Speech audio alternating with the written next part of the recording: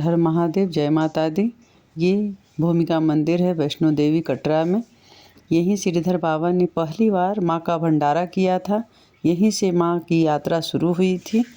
अब ये माता जी हैं, माँ का सेवा करती हैं। ये माता जी वैष्णो देवी की कहानी आपको सुनाएंगी, पूरा सुनिएगा। जय माता दी।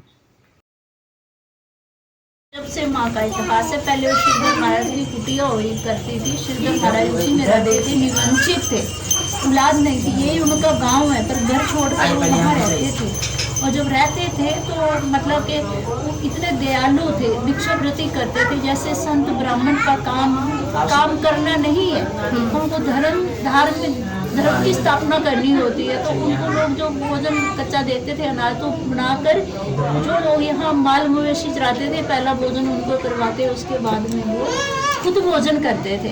तो उसी में माता जो कन्या बन के आया करती थी, खेला करती थी।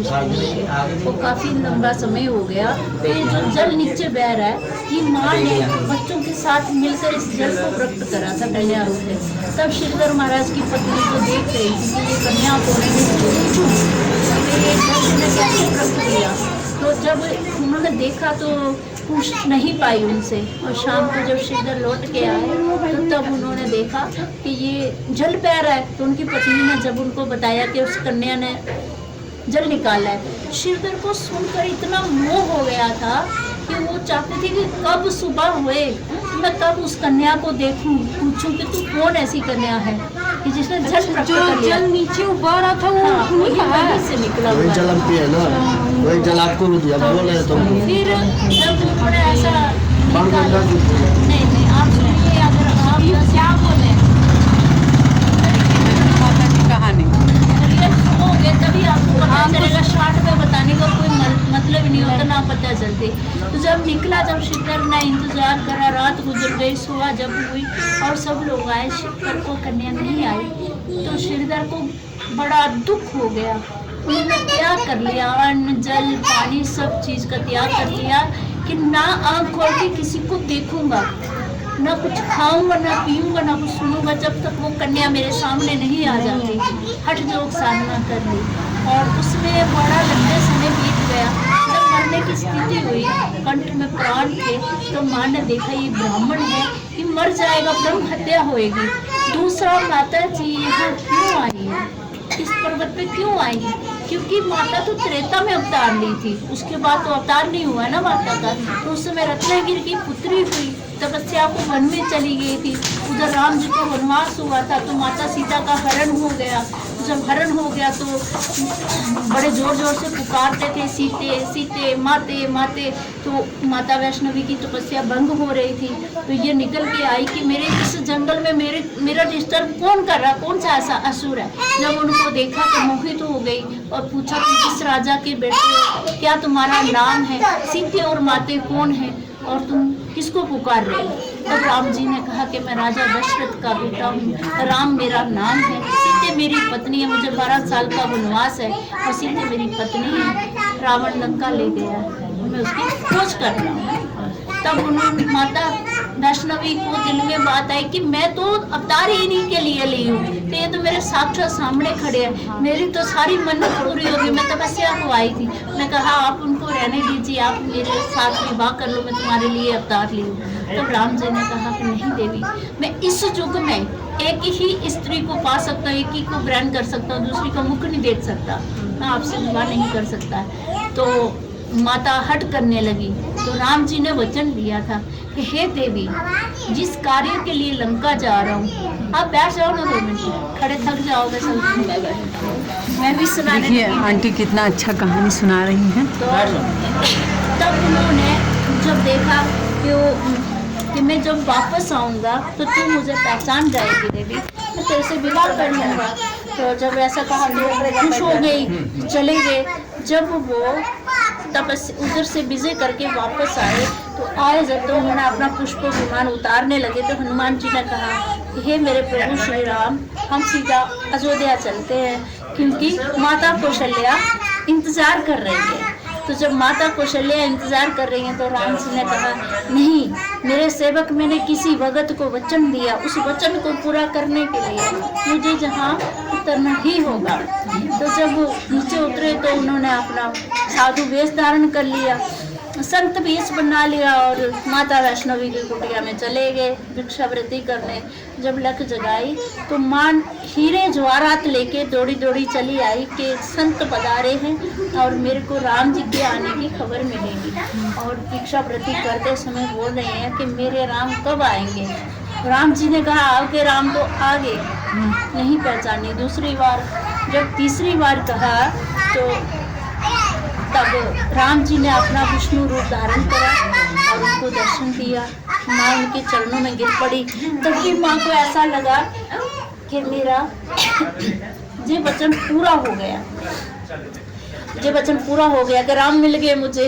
राम जी पीछे हट गए कि देवी तेरा ये वचन पूरा नहीं हुआ, तू मुझे नहीं पहचानी है। तब माता को इतना दुख हुआ था कि उन्होंने प्रण ले लिया था कि मैं जुगों जुगों तक कुंवारी रहूंगी, जब तक आप मुझे पत्नी रूप में स्वीकार नहीं कर लेते तब तक मैं किसी भी पुरुष के साथ विवाह नहीं करूंगी। बोलो सच्चे दरबार की जय। तब फिर राम जी ने उनको वरदान दिया था कि हे देवी, इस युग का वचन तेरा टल गया, जाओ कल युग में त्रिकूट पर्वत पे तपस्या करना, जब कलगी अवतार होगा तब मैं तुमसे विवाह करूंगा। उस वचन को पूरा करने के लिए माता त्रेता द्वापर के बाद कल युग में भी माता को 1200 वर्ष ही हुआ तो जो त्रिकूट पर्वत पे आई है। तो जब त्रिकूट पर्वत पे आई थी तो पहला दर्शन जम्मू के पास कोलकुंडोली नगरोटा गांव है, न्यू इतिहास में पहला दर्शन माँ ने वहाँ दिया। वहाँ खेल खेला है माँ ने। उधर भी जब अपना चिन्ह छोड़ दिया तो उनको लगा कि दूसरे दिन मेरी खोज होएगी, तो माता वहाँ से अंतर ध्यान हुई तो देवा माई, दूसरा दर्शन देवा माई में है। जब वहाँ अपना चिन्ह छोड़ दिया तो माता वहाँ से भी अंतर ध्यान हुई। तीसरा दर्शन यहाँ पे आया श्रीधर महाराज जी को। तो यहाँ माता को विलम्ब हो गया, जहाँ माता को हैरानगी लगी कि ये राम जी हैं कि जब ब्राह्मण रूप में। तभी उन्होंने वचन ले लिया कि इनको दर्शन देना ही पड़ेगा, नहीं तो मेरा ये वचन कट गया तो न जाने किस युग की तपस्या करनी पड़ेगी मुझे। तो तभी उन्होंने अपना वैष्णव रूप धारण करके श्रीधर को कहा कि हे ब्राह्मण, आंख खोलो, देखो मैं शक्ति हूँ, वैष्णव हूँ, आप मुझे पहचानो। उन्होंने कहा नहीं, मैं ना किसी शक्ति को जानता हूँ ना कोई वैष्णव को जानता हूँ, मैं तो उस कन्या को जानता हूँ और मैं उसी को देखना चाहता हूँ। तो जब उन्होंने कहा मैं वही कन्या हूँ, पर वो नहीं माने। उन्होंने बोली कि आप मेरे को क्यों ऐसा कह रहे हो कि मुझे तो आप पे भ्रम होता है कि आप मेरे को झूठ बोल रहे हो। अब वही कन्या हो तो मेरे सामने उसी रूप में प्रकट हो जाओ। तब माँ ने देखा था कि ये ब्राह्मण प्राण छोड़ देगा पर अपना वचन कभी नहीं छोड़ेगा। इसीलिए उन्होंने कहा कि ठीक है ब्राह्मण, तेरा ये वचन मैं पूरा करूँगी, पर मेरा भी एक छोटा सा वचन है जो तुझे पूरा करना होगा। उन्होंने बोला ठीक है, जिस लायक हूँ तो करूँगा। तो उन्होंने कहा ठीक है, तो मैं यहाँ पर भंडारा करूँ। श्रीधर जी ने कहा कि मैं भंडारा नहीं कर सकता, मैं भिक्षावृत्ति करता हूँ और असमर्थ हूँ, इस समय चल भी नहीं सकता, तो मैं भंडारा कैसे कर सकता हूँ। तो उन्होंने कहा नहीं, तुम्हें ऐसा वरदान है कि तुम्हारी निरोगी काया हो जाएगी, तुम इस पूरे गांव में निमंत्रण करो, यहाँ का कोई भी प्राणी रहने ना पाए और तेरा भंडारा मैं संपूर्ण करूँ। बोलो सांचे दरबार की जय। माता अंतर ध्यान हो गए, श्रीधर महाराज जी निरोगी काया में हो गए। जय माता की करके उन्होंने पूरे गांव में निमंत्रण करा और निमंत्रण करने के बाद में देखा कि बड़े संत चले आ रहे हैं। तो उस समय गोरखनाथ जी अपने संतों की जमात लेके चले आ रहे थे। उनको पता थी कि कल युग में हमें त्रिकूट पर्वत पे माता वैष्णो का दर्शन मिलेगा और भैरव को पता थी कि मेरी मुक्ति त्रिकूट पर्वत पे होएगी। तो जब निमंत्रण करा तो भैरव कहने लगे कि हे मूर्ख ब्राह्मण, तू किसको बुला रहा है? क्या तुझे मालूम नहीं है कि त्रेता में इंद्र देव हमें भरपेट भोजन नहीं करा पाए, तू क्या कराएगा? तो कहते हैं कि जैसे कि हम बड़े ऊंचे कुल में जन्म लेने से कोई ऊंचे नहीं होते हैं, है ना। जटा जूट रखने से हम ज्ञानी नहीं होते, वेद पाठ को पढ़ने से हम कुछ नहीं होते, धोती वस्त्र बदलने से हम कोई ज्ञानी पानी नहीं होता, नहीं। नहीं होता, कुछ नहीं होते हैं, कुछ नहीं। क्योंकि सबसे बड़ा तो कर्म है। कर्म। हाँ, है ना। तुम्हारी न जाने तुमने हमारे पेट से जन्म लिया, पर कर्म तुम्हारा न जाने कैसा है, तुमने कौन सा हमारा क्या करना था, तो इसलिए तुमने जन्म लिया। तो छोटे बच्चे का भी कर्म बड़ा हो सकता है। तो इसलिए आदमी को कभी भी ऐसा नहीं सोचना चाहिए कि भाई ये एक बस्तर पहना तो हाँ, छोटा हो गया। छोटा हो। सही। कभी नहीं छोटा। कोई छोटा बड़ा नहीं। कर्मों के आधार पे बड़ा होता है, उसी के आधार पे छोटा होता है। तो तब उन्होंने जब कहा, उन्होंने कहा आइए आप, कन्या ने भंडारा रचाया, तुम्हें हम भरपेट भोजन करवाएंगे। तुमने बोली अब तो मैं जरूर आऊँगा, देखूंगा तेरी कौन ऐसी कन्या जो मुझे भरपेट भोजन कराएगी। इसलिए जब श्रीधर की कुटिया में सब लोग आए, श्रीधर निमंत्रण करके सो गए, कुटिया में ही जाके बैठ गए। और जब भंडारे का दिन था, समय हो गया, तो कुछ भोजन प्रसाद कुछ नहीं बना था। पब्लिक आ गई और श्रीधर उधर ही बैठे थे। तब माँ को वही रूप धारण करके कुटिया में प्रकट होना पड़ा। तो वो कुटिया इतनी बड़ी हो गई, कोई अंदाज ना रहा। उसी में अपने आप हलवा पूड़ी भंडार भर गया। और जब देखा, माँ ने कहा कि हे ब्राह्मण, अब तो मैं आ गई हूँ, मुझे पहचान लो, जागो। तो उठ गए, देखा, सबको अंदर बुलाया कि भाई भोजन का समय हो गया है। और जब अंदर आने लगे तो सबका आकार माँ ने अपनी शक्ति से छोटा कर दिया था। सभी उसी कुटिया में समा गए। और तब वैरों ने देखा कि मैं तो छोटा हो गया, अपनी शक्ति लगाता था कि मैं बड़ा हो जाऊं, पर अपना आकार नहीं बढ़ा पाया। तब उन्होंने सोचा कि क्यों ना इसकी परीक्षा ली जाए, मांस मुद्रा मांगा जाए, क्योंकि अगर मैं मांस मुद्रा मांगता हूँ तो ये मुझे नहीं देंगे। अगर परम शक्ति होगी तो मेरी मृत्यु हो जाएगी इनके हाथों से, तो मेरी मुक्ति होएगी।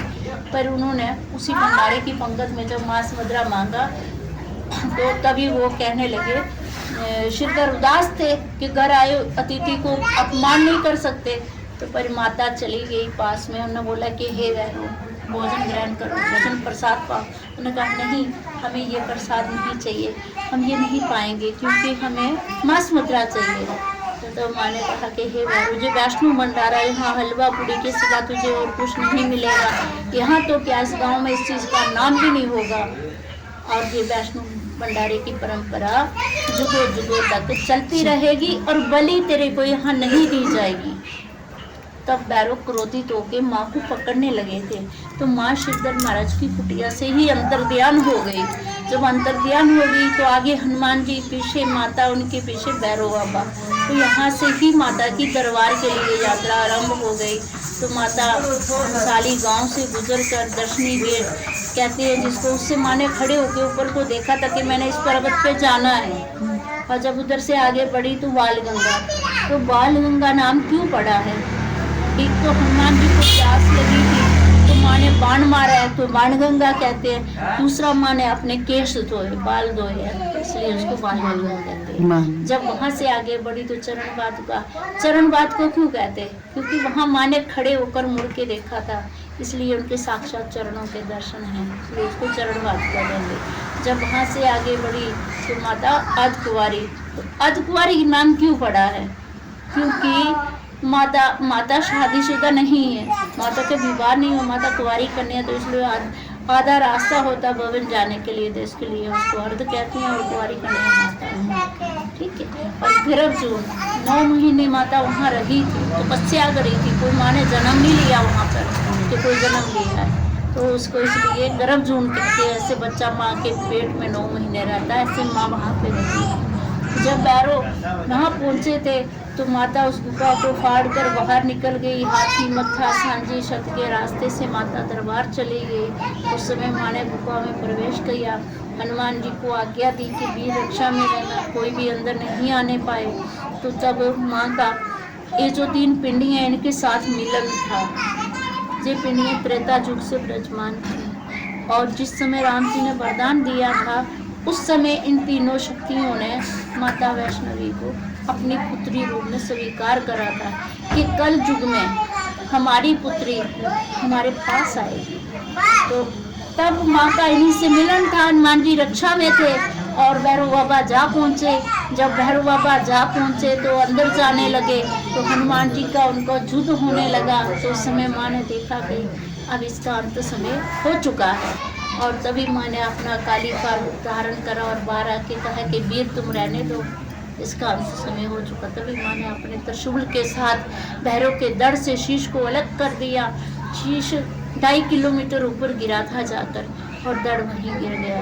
और तब भैरव बाबा ने क्षमा याचना करी कि हे माँ, अब मैं वैष्णव होता हूँ, तेरी शरण में आता हूँ, मुझको ऐसा वरदान दो कि आने वाले युग में कोई भी मुझको पापी ना कहे और मेरी मुक्ति हो, क्योंकि मैं तो राक्षस योनि में हूँ। देखो, वो इतना जान था कि जो सब कुछ जानता था उनका पीछा करता था, तपस्या करके वो भी अपने आप को राक्षस कहता था। तो हम आजकल के थोड़े से दाढ़ी बड़ी हो जाए, बाल रख ले, तो वो सोचते कि हम तो साक्षात भगवान हो गए हैं। कभी भी ध्यान रखो कि जिसने माँ के पेट से जन्म लिया है वो कभी भगवान नहीं हो सकता, ज्ञानी हो सकता, ऋषि हो सकता, मतलब कि कोई धर्म के मार्ग पे चलने वाला हो सकता, पर भगवान नहीं हो सकता। भगवान तो भगवान है। बोलो सच्चे दरबार की जय। उसके बाद श्रीधर महाराज काफी उदास थे कि कन्या प्रकट हुई और यहाँ से भी चली गई। तो तभी जब उन्होंने वरदान मांगा था तो माँ ने आशीर्वाद दिया था कि याओ भैरव, इस कल युग में मेरी इतनी यात्रा चलेगी, तेरे दर पे पैर रख के भगत मेरे दर्शन करने आएंगे। मेरा दर्शन करने के बाद जो तेरे दर्शन करेंगे उनकी यात्रा सफल होगी और तेरा धड़ घिस घिस के जब मिट्टी में मिलेगा तब तेरी मुक्ति होगी। बोलो सच्चे दरबार की जय। और उसके बाद श्रीधर को जब माँ ने काफ़ी देखा उदास थे, यहाँ से दरबार तक बड़े के भाई वो कन्या प्रकट हुई, मैं कुछ बोल भी नहीं पाया, चली गई। तो माँ ने एक तो स्वप्न दिया था, यहाँ से लेके भवन तक का रास्ता स्वप्न में दिखाया था और कहा था कि हे ब्राह्मण, चल कर मेरे साथ। तो वो ही श्रीधर कि जिन्होंने माँ को यहाँ भी बुलाया। यहाँ से जाने के बाद में दरबार की खोज भी करी और यहाँ से इन जंगल झाड़ों में आज इतनी सुविधा होने के कारण हम कहते बड़े थक गए हैं। उस समय को देखो कि उनकी कैसी भक्ति होएगी, कैसा निर्मल स्वभाव होएगा कि जो इन जंगल झाड़ों में ढूंढते हुए जाके माँ के दरबार पहुँचे।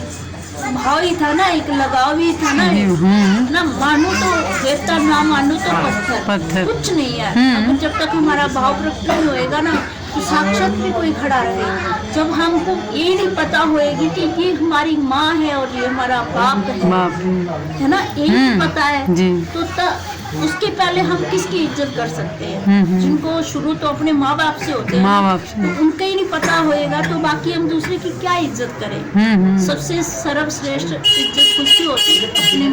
अपने माता पिता। तो इसीलिए कि जब उनको कहा तो श्रीधर इधर से नंगे पैरों जब दरबार गए तो माँ ने साक्षात दर्शन दिया और कहा कि हे ब्राह्मण, मैं तेरी भक्ति को देख के अति अंत प्रसन्न हूँ, माँ को क्या वर चाहिए? तो उन्होंने कहा माँ मुझे खुश वर नहीं चाहिए, हाँ मिल गई तो मुझे कुछ नहीं चाहिए। मैं कहा नहीं, इस आने वाले युग में मेरी सेवा कौन करेगा, मेरी पूजा कौन करेगा और तुम उदास क्यों रहते हो? तब उन्होंने कहा कि मैं निवंचित हूँ इसलिए उदास रहता हूँ। आज से हर घर की रीत उस समय भी थी और आज भी हम शादी करते बड़े चाहों से, अगर 1 साल तक हमारी औलाद संतान नहीं होती है ना, मर्द लोग सहारा करेंगे, औरत लोग बिल्कुल सब्र नहीं करती है। बोले यार इसकी तेरे अभी संतान नहीं हुई, मतलब स्त्री को कोसना चालू कर देगी, स्त्री की बुराई करना शुरू कर देगी। ऐसा कभी भी किसी को नहीं बोलना चाहिए। कोई अपने लेख लिख के खुद नहीं आता है, सब ऊपर वाला। तो यही उन्होंने कहा था कि मैं निवंचित हूँ। तो उस समय उनकी वृद्धावस्था थी, तो माँ ने वरदान दिया था कि जाओ, इस कल युग में तुम्हारे 4 बेटे होंगे और आने वाले युग में मेरी पूजा आरती तेरे ही वंश से चलेगी और कोई नहीं करेगा। तो श्रीधर महाराज के 4 बेटे हुए थे और 4 बेटे हुए और आज भी उनका ही वंश जो है दरबार में आरती पूजा करता है और कोई दूसरा नहीं करता। वही करते हैं, भले नौकरियां कितने कर रहे हैं, प्रथम आरती वही करते हैं। बहुत बड़ा परिवार है। और अगर कोई कहता है कहीं भी अगर हम दर्शन करने जाते हैं तो इतना तो ज़रूर खोज करें कि अगर हम अपना घर छोड़ के उस घर पे पहुँचे हुए हैं तो 10 मिनट का 1 घंटे का समय तो दे, उसका इतिहास तो जाने, ताकि हमारे अंदर जागरूकता होए। अगर हम घूमने आए तो किसी और जगह पे चले जाएं भगवान के किसी भी नगरी में जाओ तो घूमने के मन से ना जाओ, नहीं जाओ, कुछ सही करने बात। के मन से जाओ, कुछ पाओ उधर लेके आओ, ताकि सारी कुछ नहीं ले आ सकते, पर अगर 2 शब्द भी भगवान के नाम के तुम्हारे हृदय में बस गए, तुम्हारे पूरे जीवन का कल्याण हो जाएगा। कहीं बैठकर पूरा दिन बैठने के बाद भी बोलो हमें भगवान मिल जाएंगे, तो ऐसे नहीं मिलते हैं। हमें भाव प्रकट करना होगा अपना, और भाव का यही मतलब नहीं है कि हम पूरा दिन इसी में बैठे रहे। हमें काम भी करना, हमें सुबह भी उठना, अपने माता पिता को भी देखना है, अपने बच्चों को भी देखना है, हमें दुनियादारी को भी देखना, सब धर्म को निभाना है। उसको निभाते समय हमारे कंठ में प्रभु का नाम रहना चाहिए। कोई भी दर्शन का क्या होता है, आपने ये वैष्णो काली बैठी हैं, ये आपसे बात तो नहीं कर रही है ना? नहीं, सिर्फ इनको दर्शन। देखने से क्या है, देखने हमारे पास वो आंखें नहीं है जो हम इनका रूप देख पाए, वो हमारे पास आंखें नहीं। ये इसलिए बनाया कि ताकि तुम्हारी प्रीत होए, हाँ, कि लगाओ। इस प्रीत के कारण हम तुम्हारे मार्ग पे चलने की तैयारी करें। जैसे हमने लड़के लड़की जवान होते उससे प्रेम हो गया, उससे प्रेम, एक प्रेम इनसे भी होता है। करो जी। देखो करके, और कहीं दूर मत जाओ, आप अपने पास ही बैठ के एक इनकी छवि को लेके ना सिर्फ उनका अंदर सिमरन करो, तो तुम्हें साक्षात दर्शन होंगे। हाँ, होते हैं। है ना, साक्षात दर्शन होंगे। बोले सच्चे दरबार की जय। और जहाँ कोई समाधि समुद्धि कुछ नहीं, ना कोई बैरों की गुफा है, ना कोई बात है। सनातन धर्म में किधर भी जाओ तो समाधि कभी वो एक कमाने का जरिया है, और ज़्यादातर हमारे हिंदू धर्म में ही ये ज़्यादा मत है। जी। ये हमारे हिंदू धर्म में ही ऐसा है कि हम किसी को सच नहीं बताते हैं लोग। देखिए वैष्णो माता के बारे में कितना बढ़िया बताई। मुझे भी कुछ पता नहीं है इतना, मैं भी तो देखिए इनका पूजा करते हैं ये वैष्णो माता के, और वैष्णो माता की पूरी कहानी ये बताए हैं। प्रसाद आदरणीय आपकी सबकी मनोकामना, पता नहीं मेरे को, आपको देखिए ऐसे ही नहीं, हम आए ना पूछने के लिए, हम आपसे आए कि बताइए माँ। आप इधर आए, मेरे को इतनी अंगड़ाइयाँ आ रही है। बच्चे की कामना लेकर आए हैं हम लोग। बच्चे की कामना माँ से करो कामना। किसको चाहिए? मेरे को चाहिए। कितने साल हो गए शादी? 6 साल। 6 साल डॉक्टरी करवाया है? एक बच्चा हुआ था, कोई बात नहीं है, इससे प्रीत करो, पी करके उनको रोज पूज देना, उनके तिलक करो, चरण दो, उनको अच्छा कुछ खाने को दे दो, जो भी आपके पास